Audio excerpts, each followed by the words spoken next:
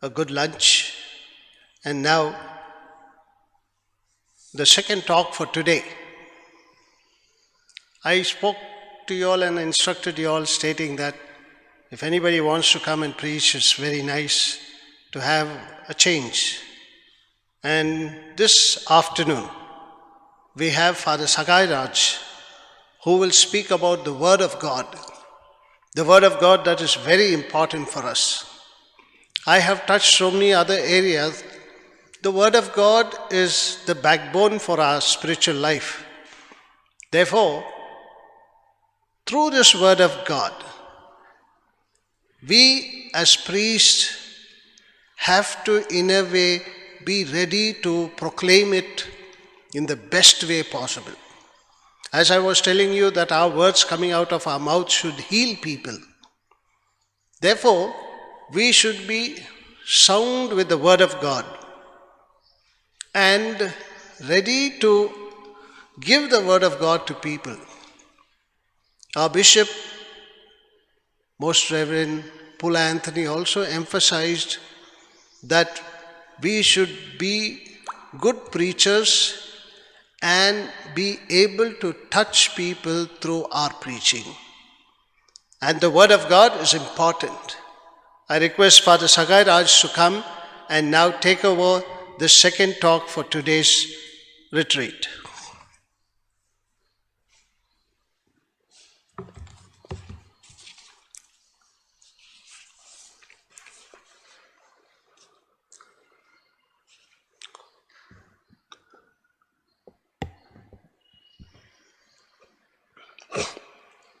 Good afternoon, dear fathers.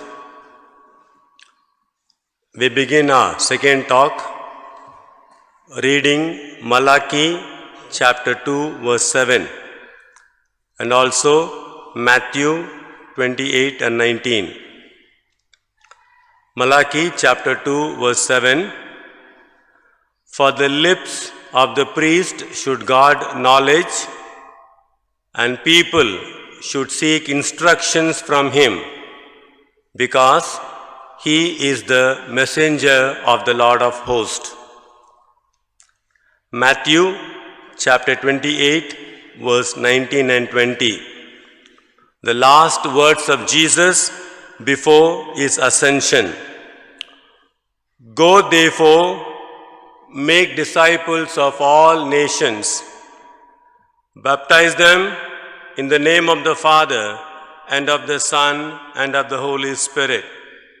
Verse 20, teach them to observe all that I have commanded you.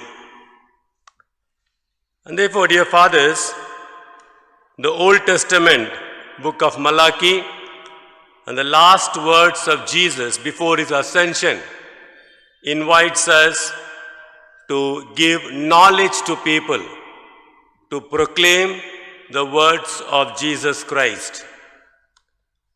Vatican document Deum Verbum says, the Lord nourishes from two tables, the table of the Word and the table of the Eucharist.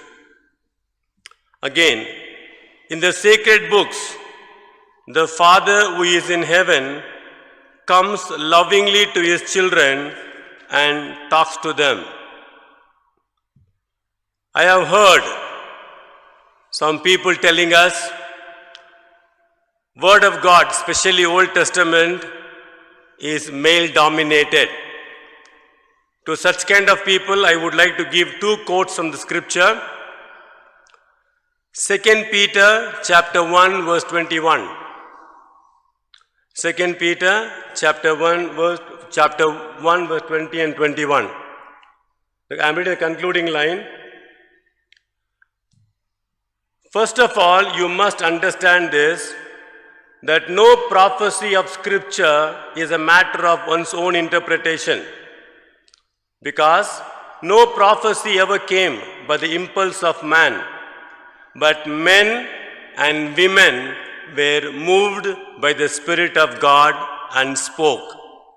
So, St. Peter, the first Pope, the Vicar of Christ, makes this statement that men and women were moved by the Spirit of God and spoke. I am very sure we all have studied inspiration in our seminary formation when they taught us scripture. Inspiration is the Spirit of God moving an individual and taking the message from God Himself. Again, St. Paul makes this beautiful statement. Galatians chapter 1 verse 11 and 12.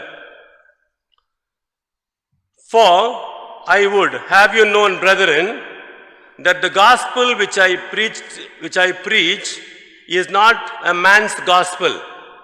For I did not receive it from man, nor was I taught it, but it came to me through a revelation of Jesus Christ.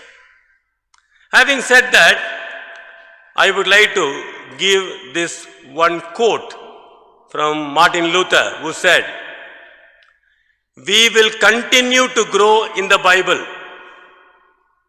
We will make the Bible the center of our worship. Let the mainline churches go with devotion and sacrifices." A beautiful word, my dear people of God, my dear fathers, to meditate is the Word of God center of my life. As a priest, is the Word of God center of my life. My dear fathers, I will share with you how the Word of God has touched my life. Number one, we will go in the alphabetical order. Bible says, okay.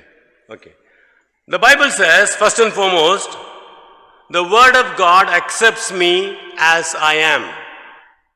To give an example, after Saul was converted into Paul, the Lord Jesus appears to Ananias and says, "Go and meet so-and-so person in this particular place, Saul from Tarsus."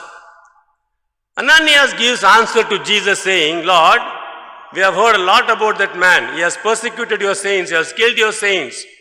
And Jesus gives a beautiful reply, "Go, for he is a chosen instrument of mine to carry my name before the Gentiles and kings and the sons of Israel. For I will show him how much he must suffer for the sake of my name." And therefore, the Word of God tells us, God is not worried about my past life. He accepts me as I am. Next, believing the Word of God brings prosperity. Joshua 1:8. "This book of the law shall not depart out of your mouth, but you shall meditate it on it day and night, that you may be careful to do according to all that is written. For then you shall make your way prosperous, and then shall have good success." And therefore, Word of God, obedience to Word of God brings success, is what we read and experience. Now, the third thing I would like to share with you is, the Word of God comforts us. Definitely, as Father Alex is sharing for the past 2-3 days, we do have our own anxieties, our own worries, ministry and things like that. Definitely, this morning also Father was sharing about conscience. Definitely, when our conscience weighs us down, the only person who can put right our conscience and give us comfort is our scripture, God Himself. For example, Isaiah 51:12. "I am the one who comforts you."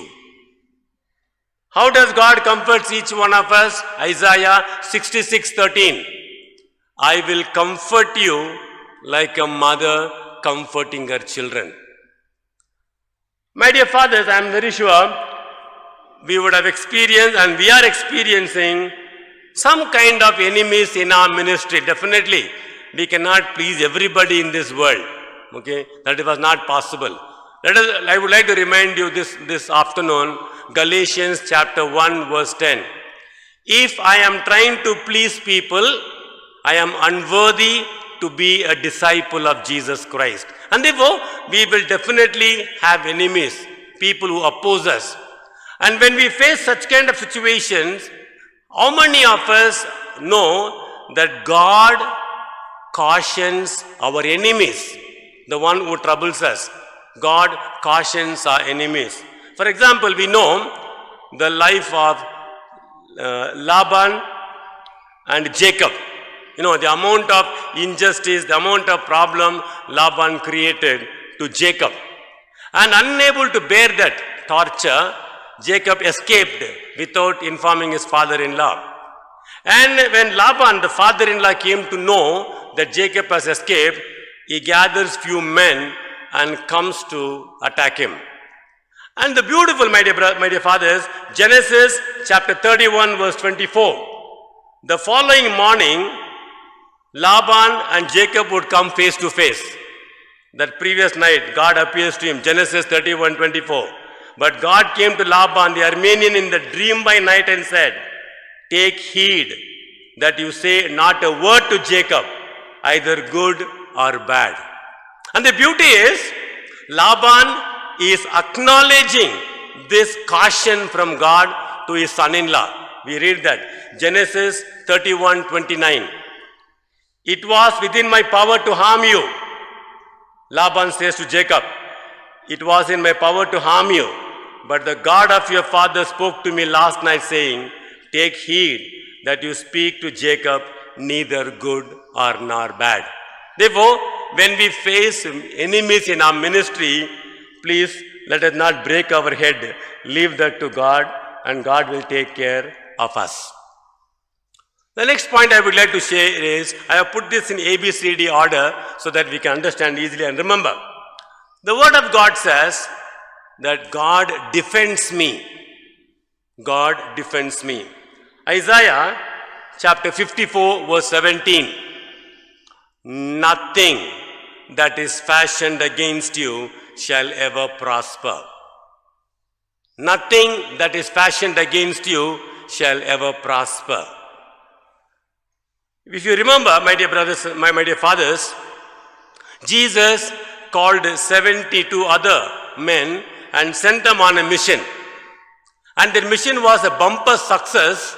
They came back and gave this beautiful report. "Jesus, in your name, even the demons are subject to us." And Jesus gave us that wonderful answer.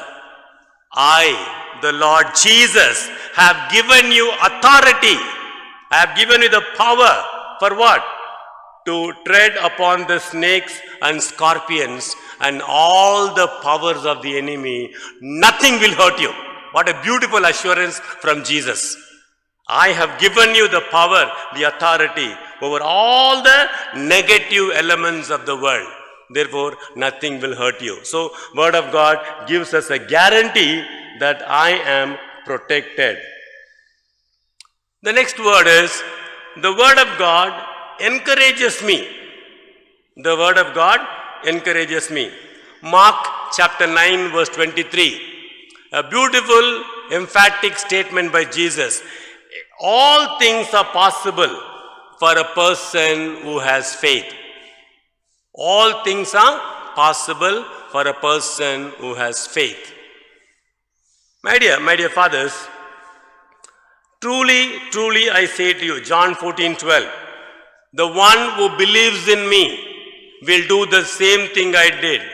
He will do even greater things. Let us see from the scripture, was the people successful when they believed in Jesus? For example, the one who believes in me will do the same thing I did. He will do even greater things. For example, when Jesus walked on the face of the earth, the shadow of Jesus, when it fell on sick people, it did not bring healing. But Acts of the Apostles, chapter 5, verse 15 says, when Peter was walking, and the shadow of Peter, when it fell on sick people, they were healed. Because the words of Jesus, the one who believes in me will do greater things than what I did. Okay. Now we may say Peter was in closeness with Jesus, proximity with Jesus. Therefore, he might have got that power through magnetic power. But let's take the life of Paul. Acts of the Apostles, chapter 19, verse 11 and 12.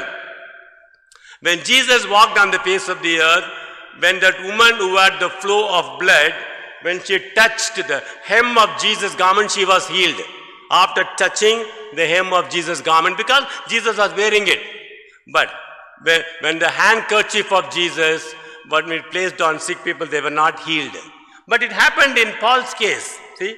And God did extraordinary miracles by the hands of Paul, so that handkerchief or apron were carried away from his body to the sick.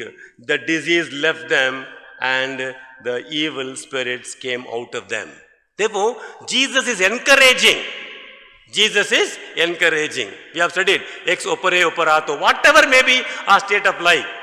The Jesus says, I have called you, I have anointed you, I am investing my power in you. You please start using. Encouragement, word of God encourages us. Next, my dear brothers, my dear fathers, faith, very, very important. Faith. Faith, how that faith comes? Bible says, faith comes, Romans 10:17, faith comes from what is heard. And what is heard comes from the words of Jesus Christ. Therefore, it is an invitation not only to listen to, not only to read the word of God, but also to listen to God's word. You remember, the word has to be proclaimed. Word has to be proclaimed. In most of our churches, we give references and people follow. But it would be a nice idea, nice practice, if the word is proclaimed and people listen, because faith comes from what is heard. Now, word of God also says, forgiveness is guaranteed for me. Forgiveness is guaranteed for me. Now, Isaiah 1:18. Come, let us argue it out, says the Lord. Even if your sins are red like crimson, red like blood, I, the Lord, will transform it and make it white as snow. Forgiveness is guaranteed. And Jeremiah chapter 31, verse 34. I will forgive your iniquity and remember their sins no more. I will forgive your iniquity and remember your sins no more. Forgiveness is guaranteed. G. The word of God guides me. Word of God guides me. My dear fathers, if you remember, after that incident of worshipping the golden calf, Moses is very, very upset. He goes to God and says, I am not able to carry these people forward. And Moses is asking an assurance. Please give me a guarantee that you are coming along with me. Unless you give me that guarantee that you are coming along with me, I will not take a step from this place, because these people are very, very stiff-necked people. And God gave him two beautiful assurances. Exodus chapter 32, verse 24. Behold, Moses, my angel will go before you. Next one, Exodus 33:14. My presence will go with you and I will give you rest. What a beautiful word. My presence will go. So God continuously guides me. As Father was telling this morning, through our conscience sometimes, through the word of God, provided, are we listening to the guidance that God is giving us, is the question we need to ask ourselves this afternoon. Next one is, the word of God says, it helps me to stay pure. Psalm number 119, verse 9. How can a young man keep his way pure? By guarding it according to your word. Sometimes, my dear fathers, it has been my experience, when somebody disturbs me in the school, in the college, or in the parish, what happens, the whole night we start brooding how to take revenge, how to attack him, how to pull him down. Lot of scheming will be going on. We will have sleepless night. The following day morning, as usual, we go for the mass, and before mass, when we pray the breviary, it has happened to me several times, invariably several times. The quotation will be, Do not allow the evil to overcome you. Overcome evil with good. Through the morning prayer scripture reading. Sometimes it comes, love your enemy, pray for those who persecute you. And so many things. No? Do not take vengeance. Vengeance is mine. Therefore, the word of God guides us. And it helps us to stay pure. The word of God also inspires me. Remember the words of Jesus to the apostles. They will take you to the synagogue. They will take you before the kings and governors. And when you go there, don't prepare your defense. Don't prepare your defense. Don't think what to speak and how to give answer. Luke 21:15. I will give you mouth and wisdom. With none of your adversaries will be able to withstand or contradict. Yes, my dear father, it is true. I have definitely experienced it. The wisdom of God and the power of God. I have definitely experienced it. I will give you a beautiful example. I went to Madurai to give my MPhil exam. Went for Viva, written exam I passed. Went for Viva, and to give Viva is not that easy, especially in the secular world. So I had only 6 hours time. The time was from travel time from Chennai to Madurai in the train. I went through, and I went there, and I was sitting in front of the examiners. They questioned me, "Sir, Father, what is the title of your thesis?" I said, Jesus option for the poor in Luke's gospel. By then I was already sweating, was already perspiring. Then did the university approve this topic? I showed him. Sir, the university approved this topic because it's English MPhil. And I just said a small prayer. I claimed this promise. Jesus, you have said like this, I will give you wisdom and speech power which none of your adversary will be able to withstand or contradict. Please help. You know what the chief examiner said? Sir, this topic is totally new to us. You please say whatever you have prepared. This topic is totally new to us. You please say whatever you have prepared. And I got almost 68 marks I got. And if it is true, Matthew 10:20, it is not you who speak. The Spirit of my Father will speak through you. My dear fathers, this experience of mine, we also see in the Acts of the Apostles. When they called Peter and John and asked them, how did this layman walk?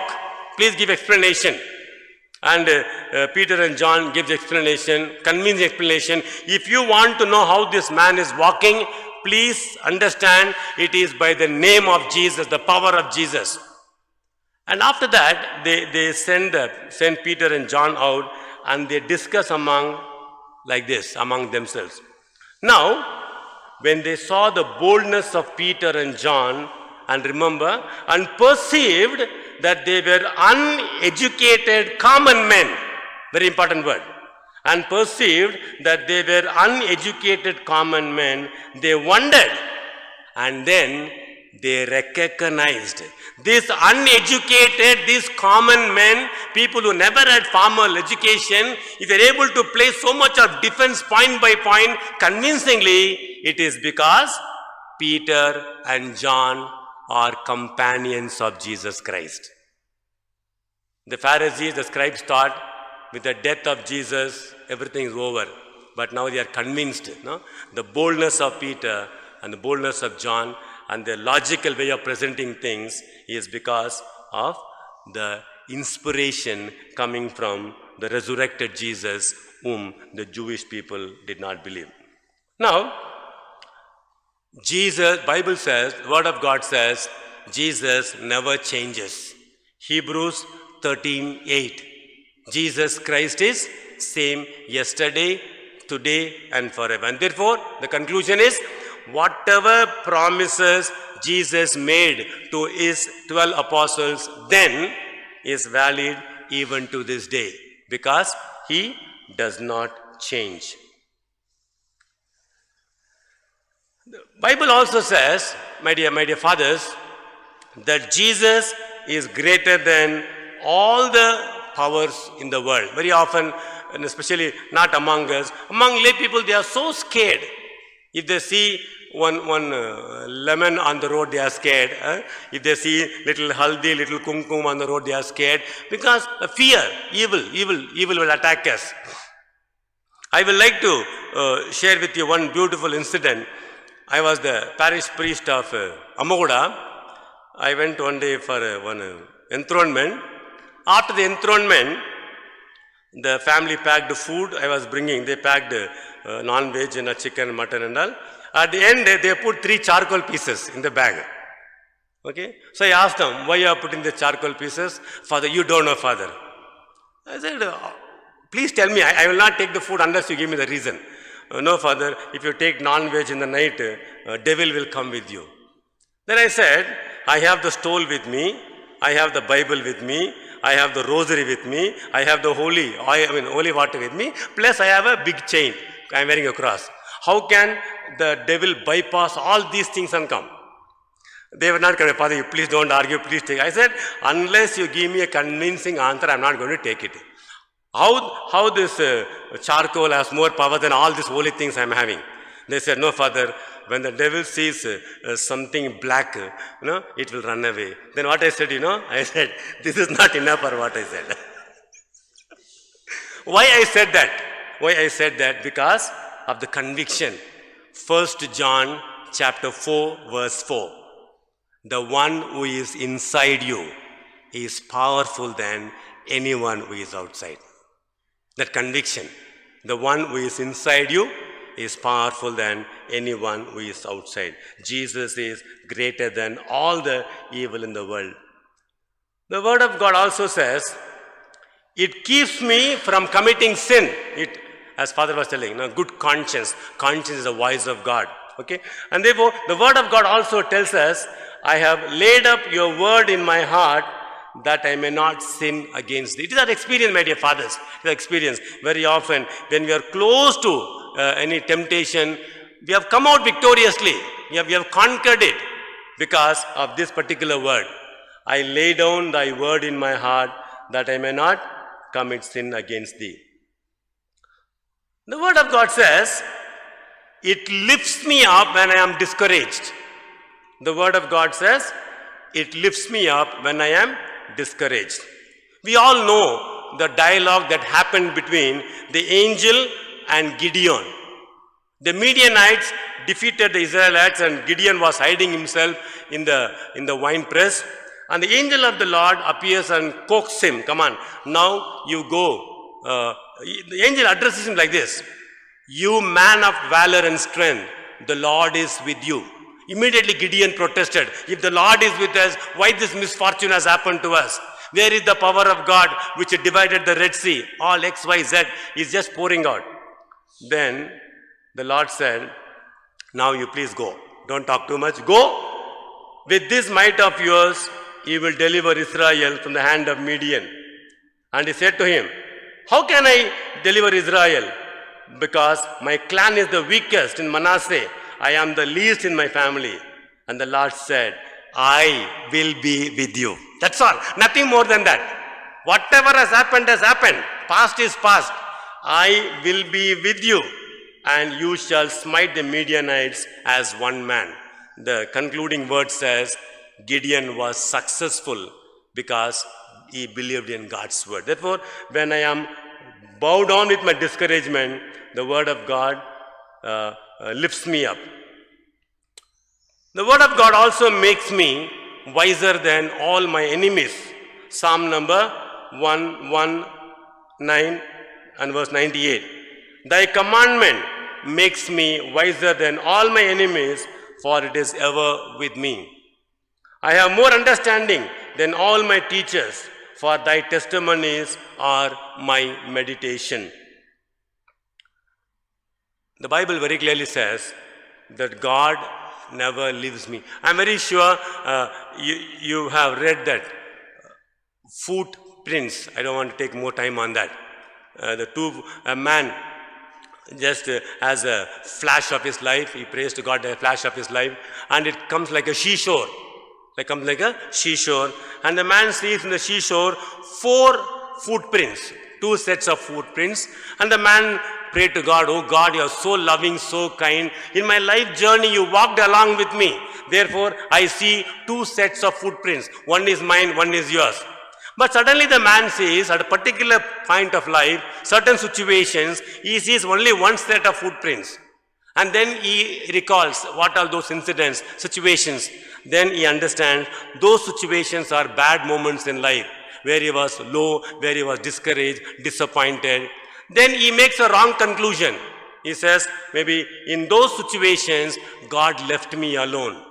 Therefore, he complained to God, "Oh God, when I was in happy situation, you walked along with me. When I am in sad situation, you left me." God smiled and said, "My dear son, the first part of your statement is right, that I walked along with you in your life journey. But the second statement is wrong.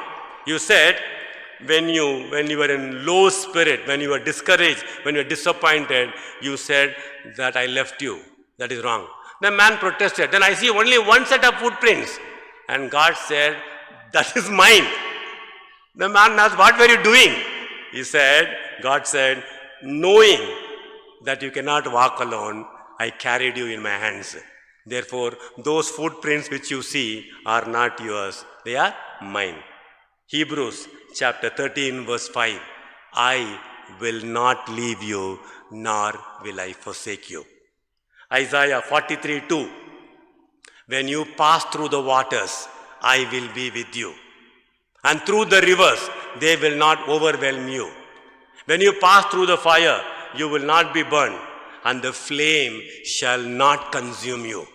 Because I, the Lord, the God of Israel, is your protector." So at no point of time, my dear fathers, God leaves me. Obedience to God's word brings a tremendous amount of blessing. We know very well, Deuteronomy chapter 28, 1 and 2. "If you obey the voice of the Lord your God, be careful to do all his commandments which I am commanding you, the Lord will set you high above all the nations." Okay. The second one is, if you have time, my dear fathers, please read Deuteronomy chapter 28, 1 and 2, and 12 and 13. Beautiful blessings God has kept in store for all those who obey. One I want to tell you is that God says, you will always be on the top. You will never come to the bottom. God's word says. The word of God again says, opens my eye. The word of God opens my eyes when I am wrong. We know the story of Balaam. God prevented him. When Balak sent his messengers to call Balaam, twice God told him, don't go. And what made him to go? And we see Balaam taking his donkey and going to curse the people of Israel. Numbers 22:31. The donkey, which was so faithful to Balaam all through, that day started acting very cranky. He took him and dashed him on the wall. He took him and threw him in the field. And Balaam is getting angry. He is trying to beat. Suddenly, the Bible says, the Lord opened the eyes of Balaam. Then he saw an angel of the Lord standing in the way with his drawn sword in his hand.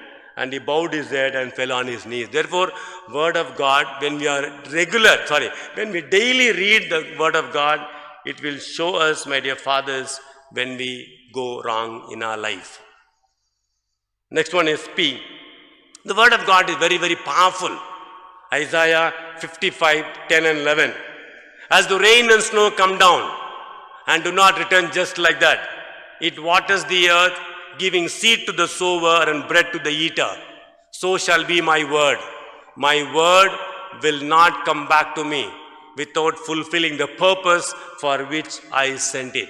We know, my dear fathers, the power of God's word. Especially when we celebrate the Holy Eucharist. The Holy Eucharist.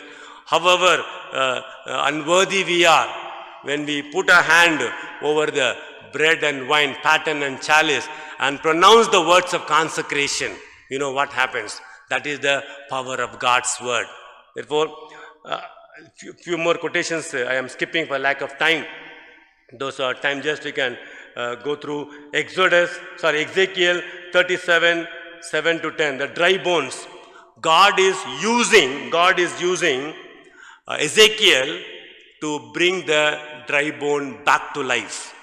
Which means when we believe God's word, when we use God's word, God will use you and I to resurrect the life of the people. God's word is powerful. And God's word also says He has a plan for each one of us. Jeremiah 29:11. I alone know the plans I have for you. My plans for you is for your prosperity, is for your growth, is for your well-being, and never to harm you. And God says, I will give you a future with hope. God has planned for each one of us. Therefore, when things go wrong, when things go wrong in our life, or when we face difficulties in our life, this particular word should console us. See, I'll give one simple example. Moses, when he ran away from Egypt, he comes to this side and meets Jethro and marries one of the daughters of Jethro. And probably Moses might have thought, okay, my life is going to be a shepherd. I cannot go back to Egypt because Pharaoh is searching for my head. And in the burning bush, God talks to Moses. Moses, I have a plan for you. Please remember, when all the male children were killed in the land of Egypt, I kept you alive, not to be a shepherd here. Moses, from the place where death sentence was pronounced on you and on all Hebrew children, I made you to grow in the same palace. I repeat it again.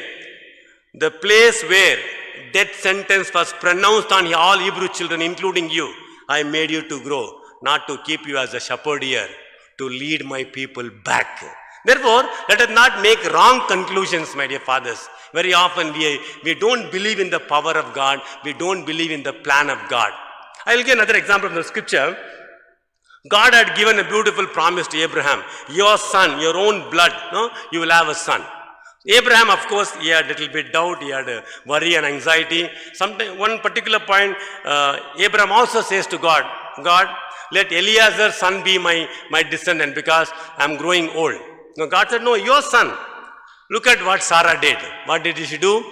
Look at the language of Sarah. The Lord has closed my womb. Who said so? God never said that. Okay. The promises of God are, Bible says, 7 times refined. She didn't believe. And therefore what did she do? You take Hagar and give me a son. Abraham obeyed. Then what happened? After some time, Ismail was born, Isaac was born. Because God's promises will definitely be fulfilled. The one who promises is faithful.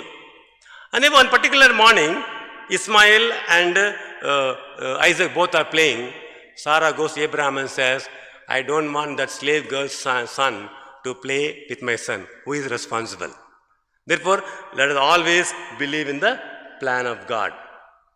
Always believe in the plan. Q, quietness, silence reveals lot of God's insight in our life. One example. Elijah runs away from Jezebel and poor man is hiding himself in the cave. God appears to him. Elijah, what are you doing here? Immediately he gives a litany. Oh Lord, the people of Israel have deserted you. They went after Baal. They went after Asterites, this and that. They have killed your prophets. I am alone faithful to you. I am alone faithful to you. And imagine, God says, Elijah, I do understand your anxiety, man. Okay? Bayamto yemo matartunnavu. Nijam adu kaadu. Nijam ide. What is that? 1 Kings 19:18. I will leave 7,000 men in Israel, all the knees that have not bowed to Baal, and every mouth that has not kissed him. Therefore, Elijah, you are 7,001. You are 7,001. Therefore, the mind of God. Elijah, if this revelation was not given to him, he would have gone up to heaven with a pride, no? This reward of going to heaven with a burning chariot was given to me because of my faithfulness. No, because silence, quietness paved way for him to listen to God's revelation. Be still and know that I am the Lord. Or, what brings happiness to God as a priest? Remember, my dear fathers, Matthew chapter 5 verse 20. Unless your righteousness goes beyond that of scribes and Pharisees, you cannot enter the kingdom of God. Therefore, our quality of life, our faith, our worship should be little above the lay people. We are called for that purpose. And therefore, for lay people, okay, material things they think will make God happy, offering this offering, that offering, they think God is going to be happy. Bible very clearly says, what brings happiness to God? Repentance. Luke chapter 15 verse 7, Jesus' words. I tell you, there will be great joy in heaven over one sinner who repents than 99 righteous people who need not repent. This means it is a call to each one of us to frequent the sacrament of confession, dear fathers. Rewards faithfulness. God says there is always a reward for faithful people. Revelation 2:10. Do not fear what you are about to suffer. Behold, the devil is about to throw some of you into the prison that you may be tested. Be faithful till the end, and I will give you the crown of life. The word of God shows my sins. Word of God shows my sin. For example, my dear fathers, when David committed sin, he wanted to cover it up without what you call acknowledging it. And he wants to pass the buck on Uriah. Okay? So what happened? One by one, he committed the sin of adultery. He tried to escape from that. Okay? He tried to pacify Uriah and gave a lot of gifts for him and asked him to go and rest at home. When Uriah refused, when he tried all these things, he was not successful. Then what happened? David writes a letter to the commander-in-chief of the army. Keep Uriah in the place where there is fierce battle. And Uriah is killed. And message is given to David. When Uriah is killed, only Nathan interfered. Till then, God did not interfere. Therefore, the sin of David, not only adultery, the sin of David is erasing evidence. And therefore, the word of God shows my sins. Okay? Acts of the Apostles, when Peter preached, the word of God says, the listeners, when they heard it, they were cut to the heart and said to Peter and rest of the apostles, brethren, what we should do. So word of God will show my sins. Next one is, the word of God is teaching me what is good. Isaiah 48:17. It is I, the Lord, who will teach you what is profitable for you. It is I who will lead you in the way you are supposed to go. John 14:26. The Counselor, the Holy Spirit, whom the Father will send in my name, he will teach you all things and bring to you a remembrance all that I have said to you. Word of God says, it is useless to worry. Useless to worry. Because Jesus says, Matthew 6:27, can any one of you by worrying add a single hour to your lifespan? No. Therefore, what is the conclusion? 1 Peter 5:7, cast all your anxiety upon him because he cares for you. Victory in the name of Jesus. We all beautifully sing that hymn. In the name of Jesus, we have the victory. Okay? That is why, look at all our prayers in the Mass. We ask this through Christ our Lord. All the prayers of the Mass. We ask this through Christ our Lord. Sometimes what happens in the prayer of the faithful, we ask the saint to intercede. Sometimes we ask Mother Mary to intercede. In the Mass, dear fathers, please remember, in the Mass, I remember once Father Lourdes correcting me when I used this particular saint's name. He said, Sagai, that is wrong. Because in the Mass, it is always prayer to the Father through Christ.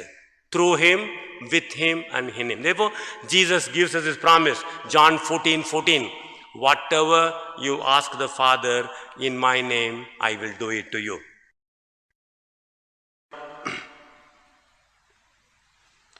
In the Acts of the Apostles, we read one beautiful incident, my dear fathers. A non-believer cannot use the name of Jesus. Okay? For example, Acts of the Apostles, chapter 16, verse 16 and 18. Paul did wonderful miracles. He cast out, for example, he looks at a possessed girl and says, I charge you in the name of Jesus Christ, come out of this girl, and the evil spirit came out. Now, some Jewish exorcists saw this, Paul doing it. Okay? And what happened? They also wanted to exercise. Okay? Acts 19, 13, 15 and 16. So what happened? They went and said to evil spirit, I adjure you by Jesus whom Paul is preaching, come out. Did the evil come out? It didn't come out. The evil responded, Jesus I know, Paul I know, but who are you? And the man in whom evil spirit was there leaped on them, mastered all of them, and overpowered them, that they fled out of the houses naked and wounded. Jesus' name has power, no doubt about it. We have experienced it. But a non-believer can never ever use the name of Jesus. The Word of God also giving us a warning against following the customs of the non-believers. Exodus 23:24. You shall not bow down to their gods or worship them or follow their practices. Very clear instruction. I repeat it. You shall not bow down to their gods nor worship them or follow their practices. Dear fathers, some priest friend asked me, Sagaraj, why are you so against these customs and traditions? You are in India.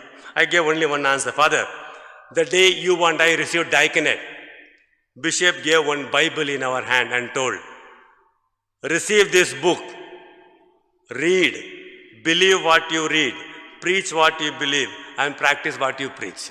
Am I right, fathers? So which book did the bishop give? The bishop gave us the Holy Bible.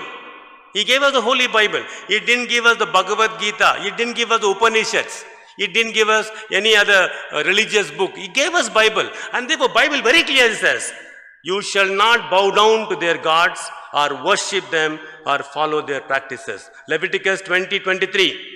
You shall not walk in the customs of the nations which I am casting you out before you.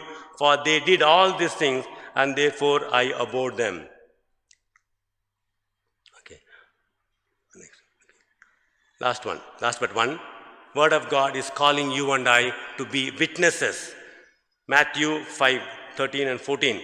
Okay. You are the salt of the earth. You are the light of the world. For I tell you, unless your righteousness exceeds that of scribes and Pharisees, you cannot enter into the kingdom of God. So I am called to be a witness. See, for example, we see Paul was a tremendous witness to Jesus Christ. Tremendous witness to Jesus Christ. For example, we see Acts of the Apostles, chapter 17, verse 23. He is going around the city of Athens and he comes back. He says to the people of city of Athens, for I passed along and observed the objects of your worship and found an altar with this inscription, to an unknown God. To an unknown God.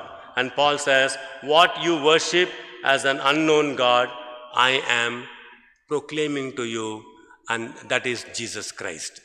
And therefore, my dear fathers, the last word is, St. Jerome says, ignorance of Scripture is ignorance of Christ Himself. Finally, some of us may have this habit, okay? Please don't continue in that habit. That habit is, I don't know from where it came, people open the Bible, put the finger and say, this is God's message for us. I'll conclude now. Please don't, that is wrong. Why it is wrong, I'll tell you. Once a man after the retreat came, opened the Bible, put the finger, and the finger fell on Matthew 27:5. Judas went and hanged himself. Okay. So second time, let us see what God is going to say. He opened the Bible and put the finger, and the finger went and fell on Luke 10:37. you also go and do likewise. And finally, he said, no, third time God will say properly, and then open the Bible. The finger fell on John 13:27, the words of Jesus to Judas in the Last Supper. Whatever you are planning to do, do it quickly. Let us never read the word of God that way, but daily read so that we will experience the power of God and the grace of God. I take this opportunity to thank Father Alex for giving me this opportunity to share my insight on the word of God. Thank you.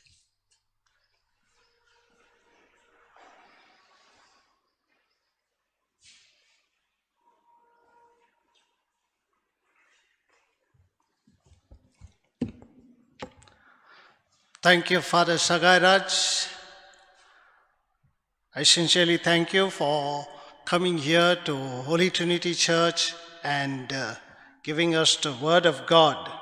The Word of God that is applicable for us religious and priests. It is important to know that we should continue to read the Word of God. I know all of us read the Word of God. But we have to read the Word of God that can enrich us day after day. What I read yesterday is for yesterday. Remember always this. What I read yesterday is for yesterday, and it has enriched me only for yesterday. What I read for today is for today, and that enriches me today. What I am going to read tomorrow, I await. I don't know what the Word of God is going to do for me. If you analyze that way, I'm sure each one of us will love the Word of God. Thank you very much. We finished today. Now you have a rest of the time. Remember, at 7 you have Vespers, and at 9 say the night prayers. When we all say together at that particular time, it's that unity of prayer. It is at that unity of worship. So as priest, unus presbyterium means that we all come together. And since because of this lockdown, we can't come together. And we can come together in prayer. At 7 o'clock Vespers, if you are praying, I am praying, we are in one worship, unity of worship. At 9 o'clock, if you are saying the night prayers, that is the unity of worship. Have a wonderful evening. Tomorrow again at 9:30, we have Rosary, followed by the talk. We will be sending you the link for tomorrow. It is already pasted in tomorrow. It's already pasted in the chat. So remember that you have to have the link every day, morning and afternoon. We have 2 different links. I will be posting it also to Father Ajit, who will be posting it in the clergy group. Thank you. Wait for tomorrow, because tomorrow I am going to speak about our vocation, our priestly life. God bless you.